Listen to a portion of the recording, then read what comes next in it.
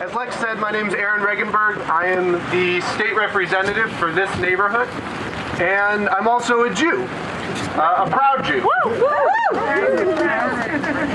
I'm proud of my Jewish identity and heritage for a lot of reasons, but I think what makes me the most proud is our community's long history of engaging in the fight for justice and equality.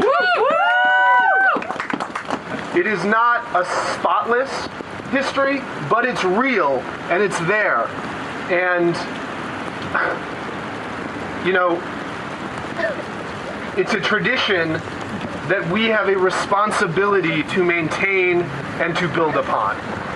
As members of a faith community that has been persecuted for millennia and that survived one of the most devastating acts in human history, we all, as Jews, are particularly well acquainted with what can happen when people do not speak out against oppression. Woo! Woo! And like it or not, that acquaintance that we have means something.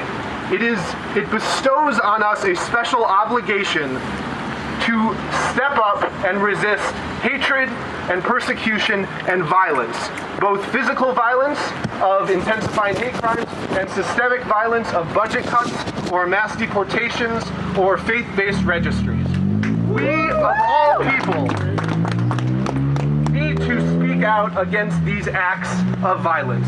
And in a world where personnel is policy, we also need to speak out against appointments of violence.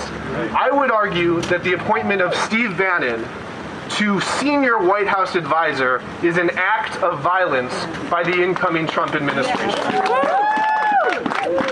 Steve Bannon has provided a platform, and in doing so has knowingly supported and empowered the segments of our society that most closely resemble Hitler's brown shirts. Now that's an inflammatory comparison, but I use it thoughtfully. It's not the alt-right, it's neo-Nazism, and we need to call it that.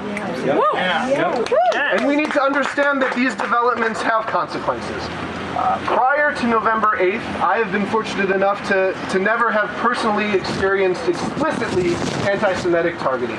Since the election, I've been on the receiving end of multiple online attacks, and I know I haven't seen anything compared to some of my Jewish peers, and I know that in general, we Jews haven't seen anything compared to the outright attacks being experienced by Muslims and immigrants and people of color across our entire country.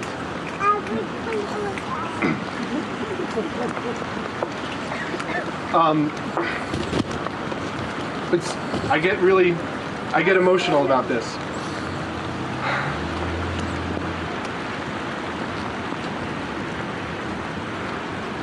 Appointments like Steve Bannon's are not okay. They are not normal. But I can guarantee you that they will become normal if they are treated as such. They will become okay if they are not named and called out and protested at every turn.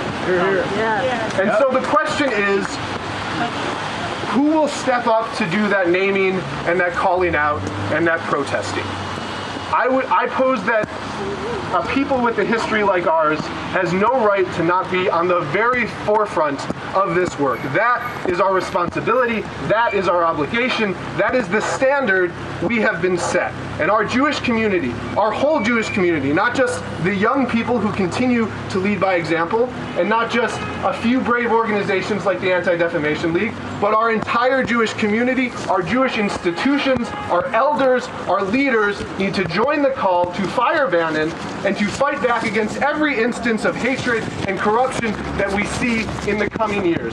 That is what it means to be called upon by Adonai to be a light unto the nations, and it is time for every one of us and every one of our Jewish institutions to step up and answer that most sacred and holy of calls. Thank you so